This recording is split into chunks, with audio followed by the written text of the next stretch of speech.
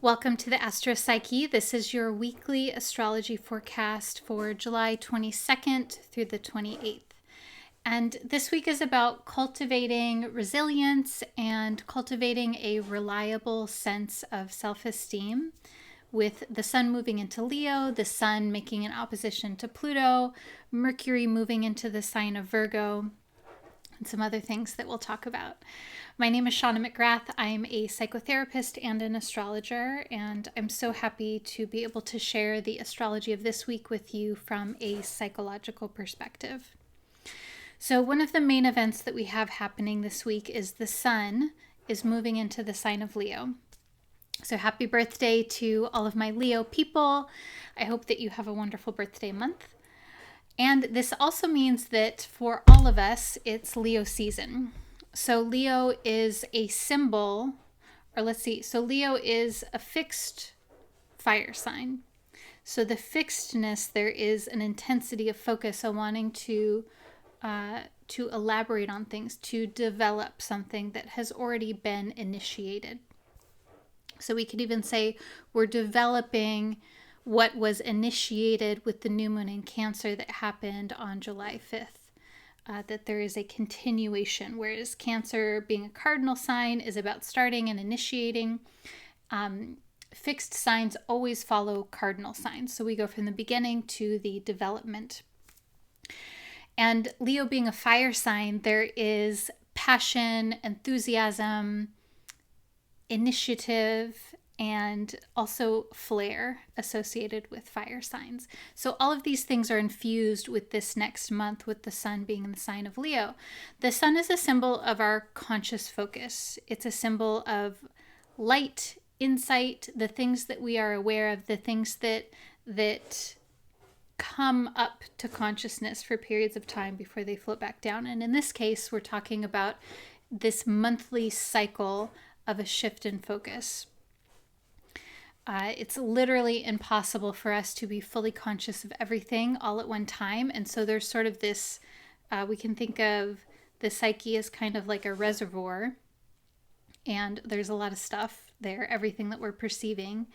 And then things float up towards consciousness from time to time. And I think in this case, we can see astrology as sort of showing us which things are floating up to the surface. And in this case, particularly with the sun, there's an emphasis on looking at how we experience being seen, being heard, being appreciated, being loved, and adored for who it is that you are. Leo's also connected with performance, the arts, creativity, children, appreciation, affection, generosity. Leo's also connected with leadership and influence. And so all of these themes are going to come up. And it's going to depend on what's happening in your life, whether you like these things or not, or if you want more of these themes or less. And I think that over the next month, there's a strong possibility to deepen your relationship to how it is that you feel seen, heard, and appreciated, and also how you show others that you appreciate them.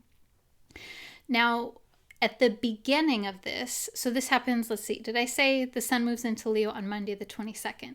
So this is the beginning. And also, Pluto is exactly opposite the sun. Pluto's at 0 degrees of Aquarius. So very immediately, we have a sun opposite Pluto aspect. And oppositions, there's always this sense of tension because it's a polarity. It's a this or that kind of energy, and it can often feel like we need to choose one. And the key, ideally, with oppositions is finding a way to hold and maintain that tension and to allow space for both possibilities, for both sides of the polarity to exist in your life. And in this case, this is Pluto being the symbol of power, control, autonomy, things that are pushed away or repressed or secret, either intentionally or unintentionally. The taboo Pluto's also connected with the figures known as psychopomps, which are mythic figures who guide souls after death. So it's connected with it's connected with themes around protection and shepherding and guardianship and assisting people or situations through very difficult circumstances. Pluto is a symbol of moving through a crisis or through an acute, intense experience. And the resilience and the resources that we need in order to move through a difficult situation. And so with the sun being an aspect to Pluto, the sun being a symbol of the conscious awareness and also the ego meaning the part of your psyche, the part of you that says, this is me.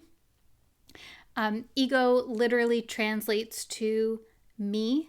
That's what it actually means. And so ego is, it's different than when we say egotistical. That's a sort of a separate meaning. When we're talking psychologically about the ego is the part of the psyche that says, this is me, this is who I am, this is how I identify.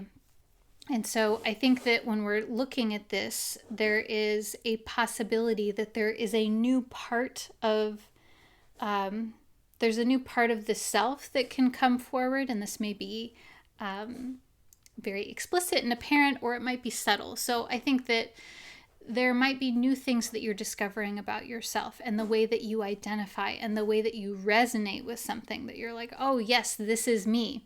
And because Pluto is involved, I think that it can be something that we enjoy and appreciate. It could be something that we find mildly irksome or horrifying, or anything in between, but it's usually with Pluto something that has been unconscious or that we have projected or repressed or pushed away. And I think this is a good thing, though sometimes, if it's something about yourself that you're not entirely stoked to learn about, that can be difficult. But I think that it is a life-giving phenomenon because Pluto is a symbol of the things that we have pushed away or ignored or that we haven't wanted to see, and it usually requires energy in order to do that. So I think that there can be a sense of freeing up energy or vitality, feeling more seen is possible this week. There might be a trial and a process, there might be a discomfort, there might be things that you confront about yourself or about others. But I think that ultimately on the other side of it, it is something that has a potential to be freeing, releasing, or cathartic in some way. I hope that makes sense. What else do I want to say about this? So this is something that we're going to be feeling right away at the beginning of the week, and then it's going to fade every single day going forward because the sun is going to be getting farther and farther away from the aspect with Pluto. And so I think that it's kind of like this prick or this zing at the beginning of the week, and then we can kind of, I think with Pluto, there's a digestion process that happens. So over the course of the week, I think that you're continuing to psychologically, mentally, emotionally process whatever it is that you're experiencing. So I think that's important to know because especially when we're talking about working with realizing things that have been unconscious, it often takes time to integrate. And so you can take that time. Now, also what's happening this week is Mercury is moving from Leo into Virgo. So Mercury is the logical thought process, the communication function, our ability to share information with other people. It's also connected with technology and business and divination, connecting with the unseen world. So it's going from this emphasis around feeling seen and heard and loved and all of that stuff to Virgo, which is much more practical and more about the intentional process and the intentional purposefulness of things. Whereas Mercury in Leo has been about self-expression and the creative process of the mind. Now we're moving more into the purposeful process of the mind. Now, Mercury is going to go back into Leo though, because Mercury will be retrograde in August. So we're already getting, like, we're already kind of feeling into the things that might come up for review, because we're having Mercury in that chunk of the sky, that chunk of the zodiac where it will go retrograde. So Mercury will be retrograde from August 4th through August 28th. And it will be retrograde in the zodiac from 4 degrees of Virgo to 21 degrees of Leo. So from like the bulk of the sign of Virgo to the last bit of Leo. And so this is reviewing, reconsidering these issues, and especially, okay, so always important to look at where this is happening within your birth chart in relation to your moon sign if you don't know what time you were born. And generally, broadly, Mercury in Virgo is about reevaluating the systems and purposefulness and intentionality in your life. And then also with it going into Leo, there's, okay, and how does this excite you? How does this purposefulness, the systems in your life, how do they bring you joy, authenticity, self-expression? So kind of this marrying of the practicality of life and then also the joy of life. These two things are very important. And I think that's something that we'll talk about more as that time approaches. And there's something here about marrying these two sides of life, the more practical, analytical, and then also the playfulness of life and integrating these things. Now, also this week we have our 3rd quarter moon in Taurus. This is happening on Saturday, the 27th. So we're still within the lunar cycle that began on July 5th. With the new moon in Cancer. Last week we had our culmination with the full moon in Capricorn on Sunday the 21st. And so now we're in the waning phase of the lunar cycle. So this, especially the 3rd quarter moon in Taurus on Saturday, is about determined follow through. So like really, because it's this Taurus, it's fixed earth. It's like, okay, what is it that you want to do to wrap things up, to delegate, to complete this monthly cycle, and to complete, frankly, anything else in your life that you want to tie up. And there can be this next week, this process of shedding, of letting go, of releasing.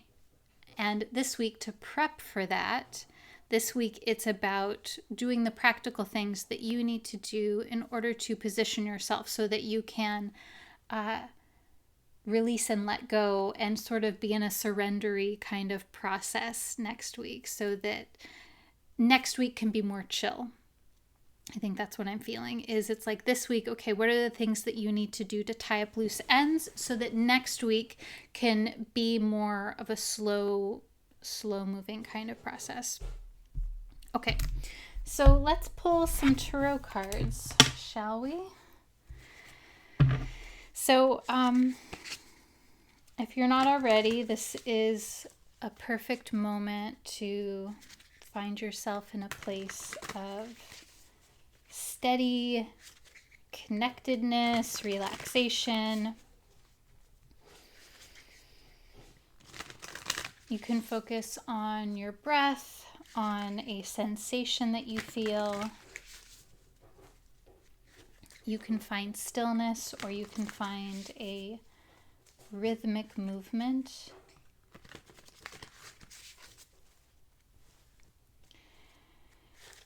And if it's possible, see if you can connect into some center point in your body, a place of heart, a place of connectedness, a place of intelligence, a place of inner knowing.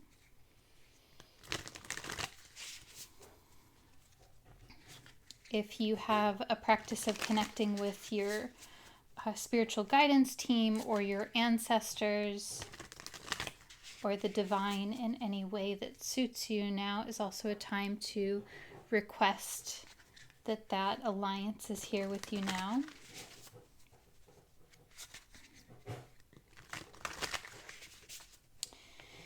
And if you would like to have one card in particular be special to you, you can pick a number between 1 and 3 now.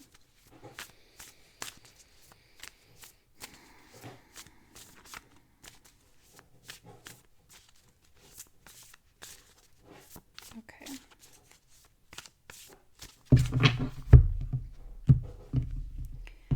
So today I'm pulling from the Wild Unknown Tarot deck.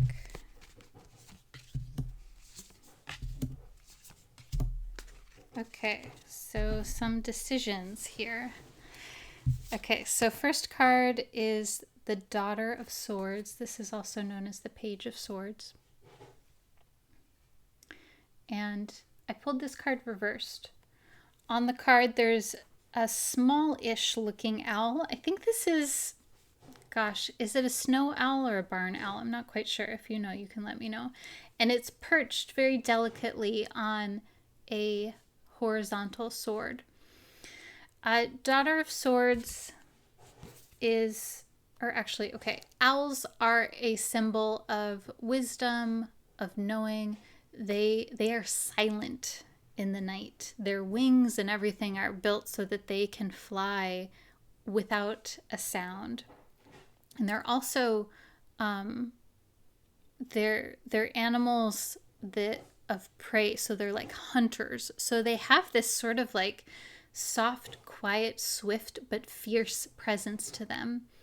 And they're often, yes, connected with like wisdom and divination and the divine. And I'm really feeling Mercury with this card. The Daughter, the Page, is about messages, travel sometimes, and that I pulled this reversed. So if I'm looking at this reversed, it kind of looks like the owl is hanging upside down. And so there is something here that is maybe unclear around information or messages that you're trying to read. I think this could also just literally be interpreted as Mercury approaching its retrograde process or its retrograde territory. But yeah, there's something here maybe that you're contemplating around ideas or options or a journey, either literal or metaphorical. There's something that you're contemplating here. We're going to go back to that in a second. The second card that I pulled is the Two of Swords. And so this card is kind of like a decision card. I pulled this reversed as well. On the imagery on the deck, there's two swords that are crossing at the pointy end. And they're crossing over what looks like a solar eclipse or a black hole kind of phenomenon. This card is about balancing the head and the heart. The mind and the heart, the intuition and the logic. And when I see this, it's usually asking to use both of these parts of yourself, to check in with how you're feeling, what your sense is, but then also to have a practical sense about things. In the traditional imagery, there is a person sitting on a seat and they have the swords crossed across their chest and they're blindfolded. And I think that there can kind of be like a stalemate sort of vibe with this card, and that I pulled it reversed. Also, there's kind of, I'm feeling like maybe there's a conundrum or a decision to be made and it is unclear. And I think also when it's reversed, I don't know, you know what's right for you, but what's coming to me in this moment is that maybe a decision does not necessarily need to be made. It might feel like you need to make a decision. It might feel like you need to know, but maybe like just sitting with it might be the best thing that you can do for right now. And then the final card is the 10 of Cups. And this has 5 cups sort of in a crescent shape on the top of the card, and then 5 cups in a crescent shape on the bottom. And then there's these beautiful rainbow colors where there's like a web that's connecting all of the cups together. And so this to me is like all systems are go, all engines are firing, everything is connected. There's like this web of connection. The 10 of Cups is about culmination, emotional satisfaction, and it's a really beautiful, uplifting, celebratory card. It's often connected with family, friendship, coming together. It's like a celebration of things. Things are working, things are coming together, things are flowing. And there's this, like with the imagery of this card, there's this overlap of all of the things simultaneously working together to support one another. And when I'm looking at this card more specifically, at the top, each cup has its own color. There's a red, an orange, a yellow, a green, and a blue. I wonder if there's a particular color that you're drawn to. And then at the bottom, each cup has one of each color. And I'm not quite sure what to make of this yet, but I've literally never noticed this in this card, and this feels really important to me. So it's like the raw materials of each thing are being intermixed together.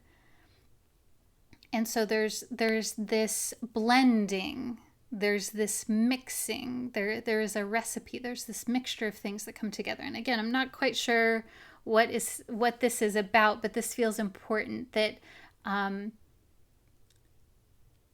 colors are simultaneously separate and autonomous, but then they are also combined. They're not blending. They're not like they're not mixing together to create like a different color. But they're entwined together. They're unionized together. And so let's put this all together. There's some information or a question maybe that you have. There's a wondering, there's a pondering, there's something on your mind and your heart, and I'm sure you're like, yeah, Shawna, duh, like always. But there's something particular here that involves a decision between either or. And it may benefit you to really sit with this for a little bit longer than what feels comfortable.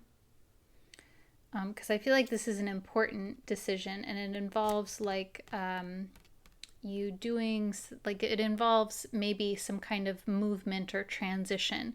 The page is also about transitions and thresholds.